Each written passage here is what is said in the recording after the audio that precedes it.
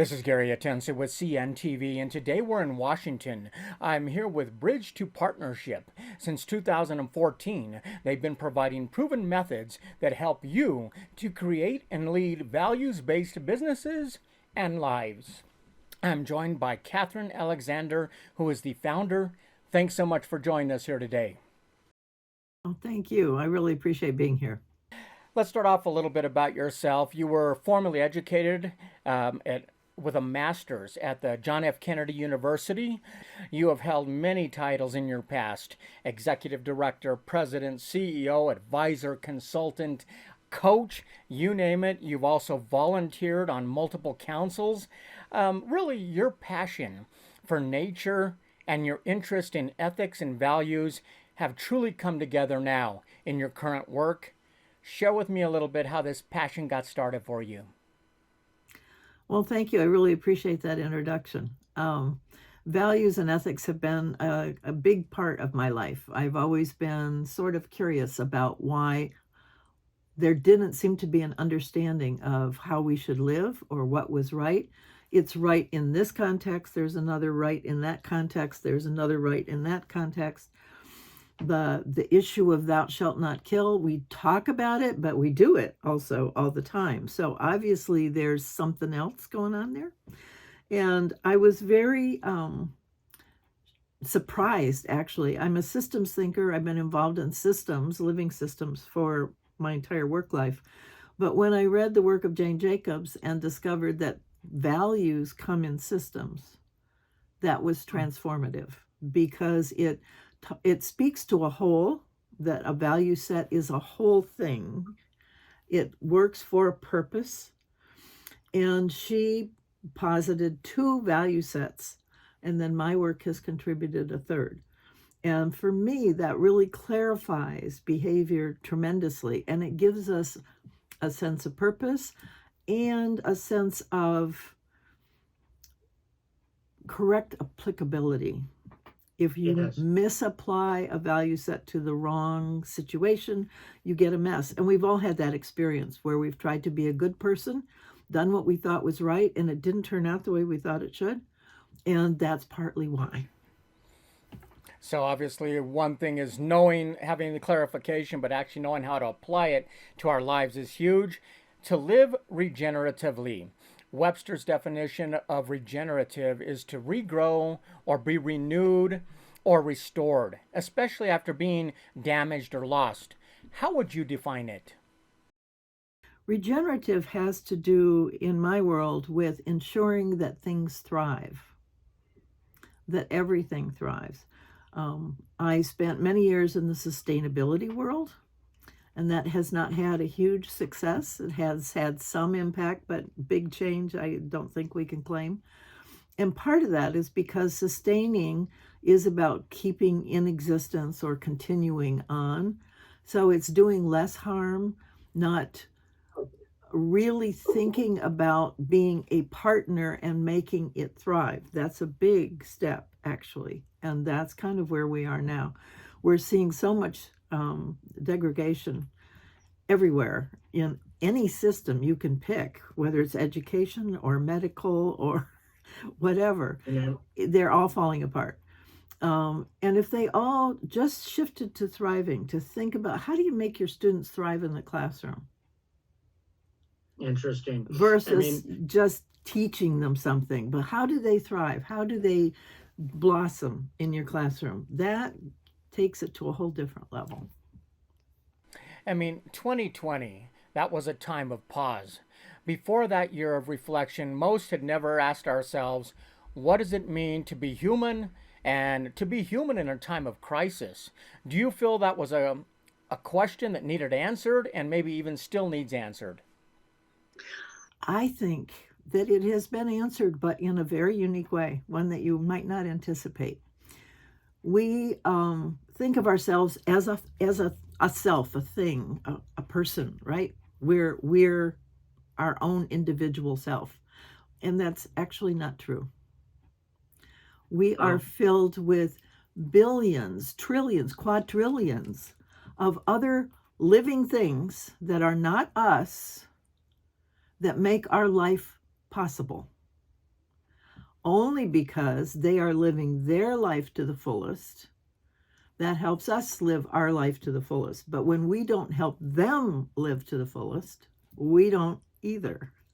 Wow, interesting. I mean, be it be it an individual or a business that you're able to help, how important are relationships? Understanding what it means maybe to be in the right relationship. What do you say there? Well, that's exactly the point I was making. We all have to be in right relationship. We have to work with. I ask people often, do you live on earth? What would you say? Most people would probably stumble just like I have and not have a direct answer for that. Am I different?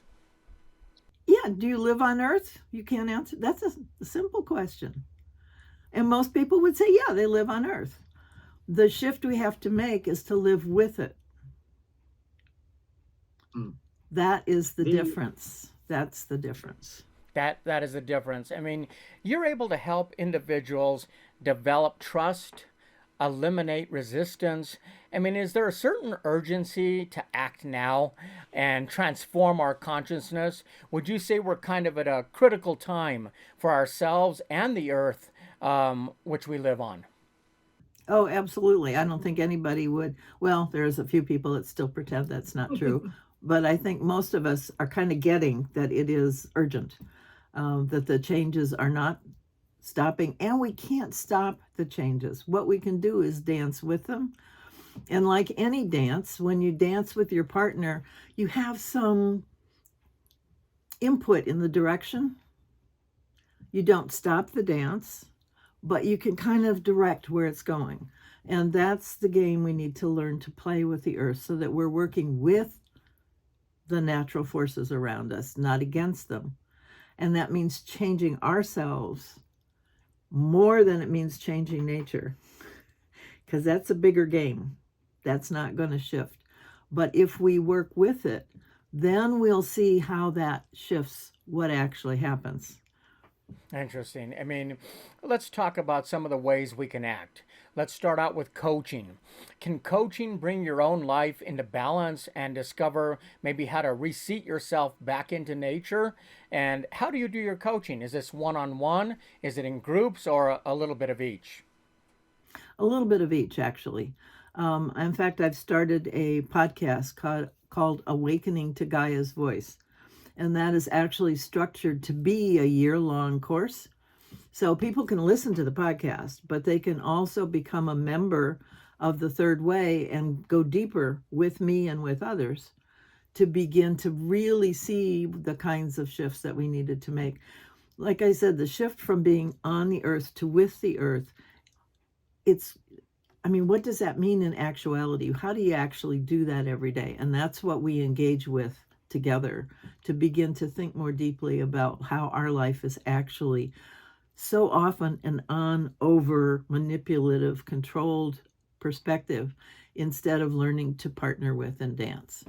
I mean, we live in a time right now when things are sometimes so volatile that it's hard for people to know even what to do. I mean, are we kind of stuck in habitual ways that maybe no longer work? And can a new way that you teach be easier, obviously, if we're willing to change? Oh, I believe it. I would think so. But like any habit change, easy is sort of in the eye of the beholder. We're going to have to make some serious shifts. And that means reconnecting with the earth. And that's hard in the city. Most people live in a house. They walk on pavement to their car. They get out of their car on pavement. They walk into a building. They don't touch the earth at all. You have almost no engagement with the planet as a whole. So to say that you need to connect to it, it's like, where? How do I do that? So this is part of what we talk about, how to begin to shift your life so that you do have a connection. What's interesting, I often tell people to put their hands in the dirt because it's really biologically important. There are bacteria in the dirt that actually improve your mood. My son tells me to walk around barefoot on the earth a little bit Yes. and take my shoes Yes. off. And so Yes. I try to listen to that, you know. Yeah, there is actually a mutual relationship there. But when we separate ourselves from that relationship, it doesn't work. And so it's putting us back into that relationship. And that's one way to do it. I teach my kids that the quality of our lives is the quality of our communication. As a certified CIQ coach, how important are words and conversations? I mean, do you have the tools to help us better communicate not only with others, but maybe even to ourselves? Oh, CIQ is absolutely fabulous. There's so much science and research into that methodology. We now know that the words that we say to each other have chemical impacts on our body. So those chemicals have emotional responses in us. So you can manage yourself and others by the way you communicate, by changing the words you use, coming from a different place, those kinds of things. And that's really an excellent domain to be coached in, especially if you're working with teams and other people. Regenerative businesses are they're keyed into nature. I mean, they actually mimic nature. Um, does that allow them to thrive, like you said, which is definitely needed? So the best example I can offer is a company called Interface Carpets. It's a global company. It's huge, and it's grown as it began to become integrated with nature. They have really worked. In fact, their dream is to make a factory like a forest, that the factory will give back to its community in the same way a forest does. So they've spent probably 20 years on this method. But they're just incredible, just incredible. So yeah, it has nothing to do with growth, believe me. It can certainly facilitate growth. Yeah. It's definitely a great example, being able to see something like that and what you're talking about. I mean, tools are only part of the solution. This is really about learning to think differently. Effective Yes. coaches today, I mean, they do more than just listen. They're more of an all-in-one coach, facilitator, trainer, consultant. I mean, do all these areas kind of serve unique purposes and depending on kind of the needs of your client? Correct. Every situation is different, and you need to be responsive to the needs of the client and the needs of the situation. So sometimes it's facilitator, sometimes it's educator, sometimes it's coach. Truly depends. You basically are teaching there are no simple steps or a template, if you will, but rather by listening to nature, listening, we can discover our own contribution and maybe find our own unique path. Is that what you lead with? It's mandatory. If you think about nature, there is nothing that is the same. There are no two things that are the same. No two leaves, twigs, snowflakes, grains of sand. It doesn't matter. Everything's unique. That's true about humans too. And we spend most of our time trying to be like somebody else when it is who we are that makes the difference. Be it assessments, events, or courses you provide online, how does an individual or a business begin with your organization? Does it begin with a consultation? It absolutely does begin with a consultation. When I work with individuals, it's really about trying to see what they want to commit their life to and what's not working in their life, and we work from that. Working with organizations, there's a lot of conversations because an organization is a collection of people and everybody's got their own idea. But what's unique is that when you talk to enough people, you begin to see themes and patterns. People really do understand where they are. They really do understand what could be different.